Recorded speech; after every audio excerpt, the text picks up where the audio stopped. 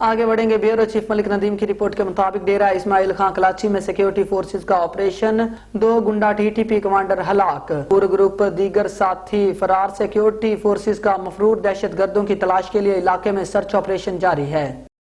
آگے بڑھیں گے، آپ کو بتاتے چلے ڈویژنل بیورو چیف ملک ندیم کی رپورٹ کے مطابق سٹی پولیس آفیسر سید شہزاد ندیم بخاری کا پولیس لائنز ہیڈ کوارٹرز میں کھلی کچہری کا انعقاد۔ شہریوں کی شکایات سن کر متعلقہ افسران کو احکامات جاری کیے اور مارک کردہ درخواستوں پر دیے گئے ٹائم فریم میں قانونی کارروائی کر کے رپورٹ کرنے کی ہدایت کر دی۔